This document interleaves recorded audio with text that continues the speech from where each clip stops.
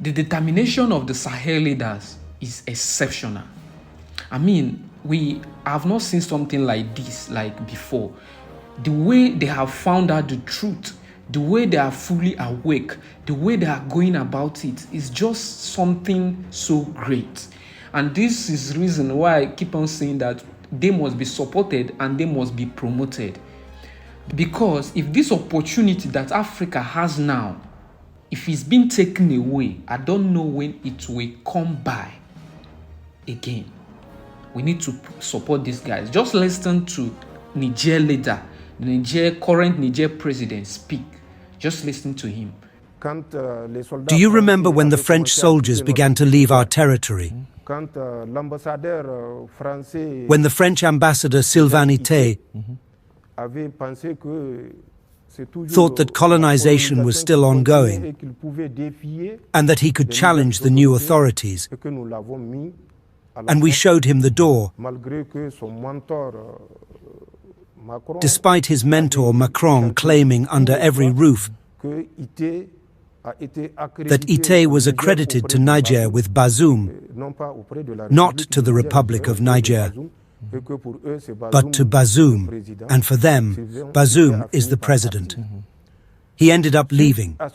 After his departure, a French intelligence agent, a former DGSE operative, a certain Vincent Crouet, openly stated that this was an opportunity.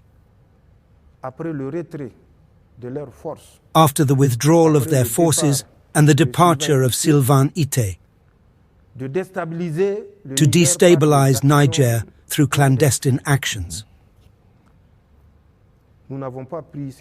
We did not take these words lightly, and no statement should be taken lightly. Moreover, he was only repeating what he had heard from his masters,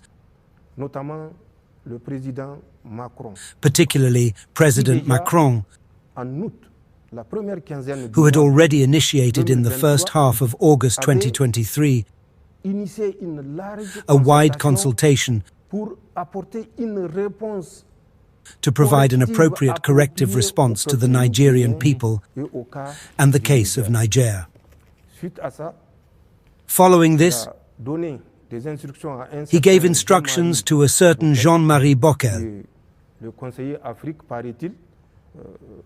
supposedly Macron's Africa advisor, to find urgent solutions so that the Niger case does not set a precedent. After several months, nearly a year of study, this led to the infamous African Command, which is the result of their new invention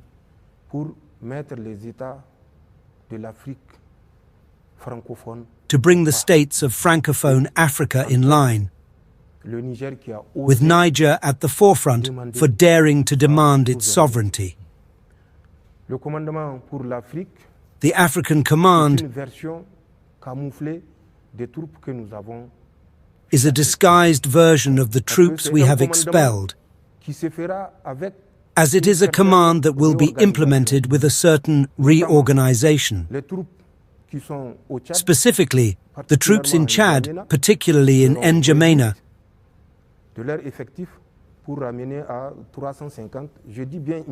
will be reduced to 350 men. The troops currently in Gabon, around 4,100, will be reduced to about 100. The Ivorian troops will be maintained. They said they have about 600 men. That's their problem. They will maintain them. They will create two senior commands, one based in Dakar, Senegal, and the other in Libreville, Gabon. The difference, to deceive the Africans, will lie in the command, who will be designated, which will no longer be chiefs coming from the metropolis, but rather defense attachés who will ensure the command. And through this, a chief of staff named Pascal Yan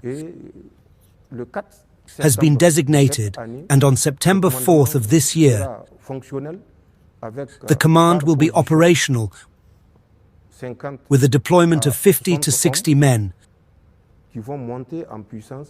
which will increase to 100 or 150 men, with a discrete command, because it will be handled by the defense attachés already present at the embassies, of course, the French embassies. Of course, it's certainly not the case with Niger, and it certainly does not avoid the case of Niger. Therefore, this sick desire to destabilize Niger has spread through the repositioning of all the French DGSE agents we have expelled from our territory. They have been repositioned in Benin. I say it and I repeat it. They have been repositioned in Nigeria. You know the famous Thomas Gulioso, who was the Level 2 station chief here in Niamey, who was only perceived as the security chief of the embassy. He is a French DGSE agent. And what I'm saying is a fact. I will give you a bit of his biography. He was born on July 7th, 1974, in Paris, 18th arrondissement. He holds a PhD in law after completing a diploma of advanced studies in comparative law. This guy held the position of Level 2 station chief at Niamey, and he is not the only one. Others we have expelled from the airbase have found themselves, as I said, in Benin and Nigeria. Thomas's case is verifiable. He joined Nigeria in February of this year. He is currently in Abuja, regularly moving between Kaduna and Sokoto. We are monitoring him and all the other fugitives who are hiding in their village of Ministers' Hills in Abuja.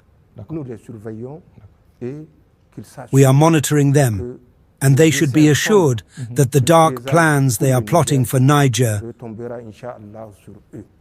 will, God willing, backfire on them. This intention of destabilization is certain. The French, disengaging from Niger, have done everything to ensure that they do not leave through Benin, because we know the malicious and malevolent spirit of the French. We demanded that they exit through Chad.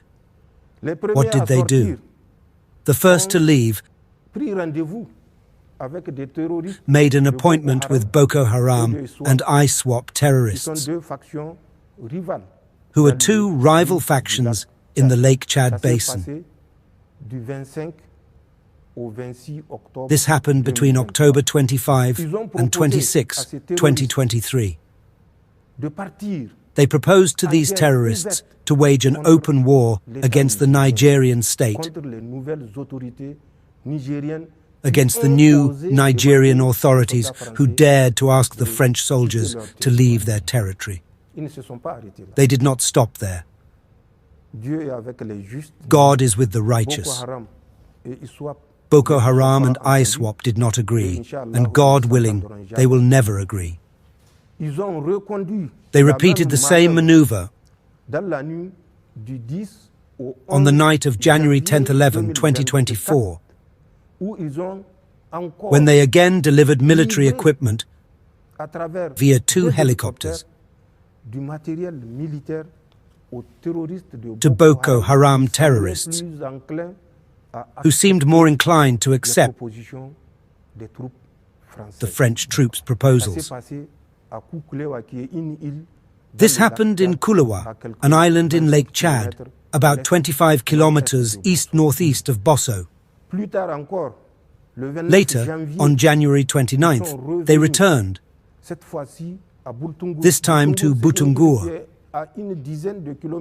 an island about 10 kilometers northeast of Bosso. Where they delivered brand new weapons to Boko Haram terrorists. And they recovered the old AK-47s that these terrorists were equipped with. They took measures to erase the serial numbers so that the origin of these weapons could not be traced. These are the kinds of actions that the French have taken and continue to take. We know they have supporters hiding in our cities, here in Niamey, as well as in Agadez, in Maradi, and a little bit everywhere. But they should know that we are monitoring them, and their supporters should be warned once and for all. We are following them, and at the right moment, we will act. We have understood their trap through certain non-governmental organizations, through certain security companies. We have put an end to it.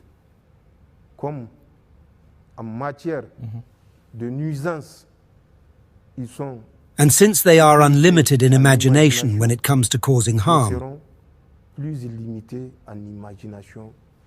we will be more imaginative in protecting our country. What they wish for Niger, through their exchanges, their correspondences, their calls with their supporters,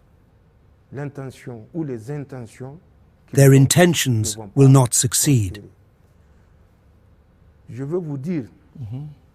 I want to tell you something even more serious. France, on June 16th, exactly, circulated through its intelligence services elements of the DGSE, who are in Benin,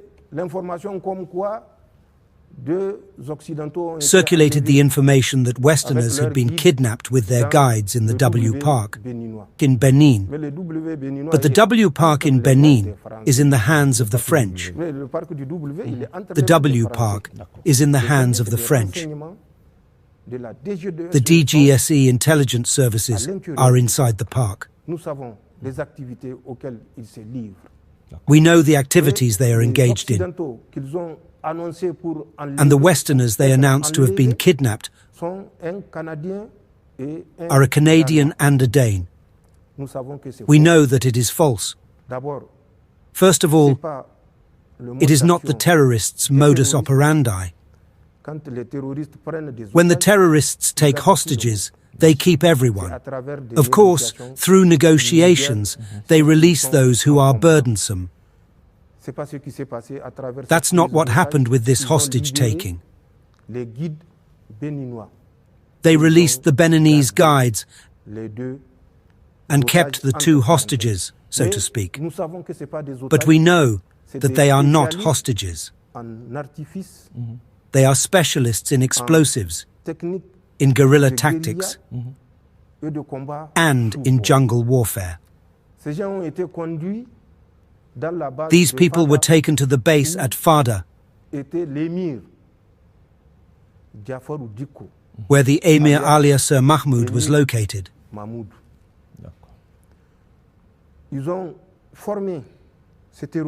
They trained these terrorists in the use of improvised explosive devices,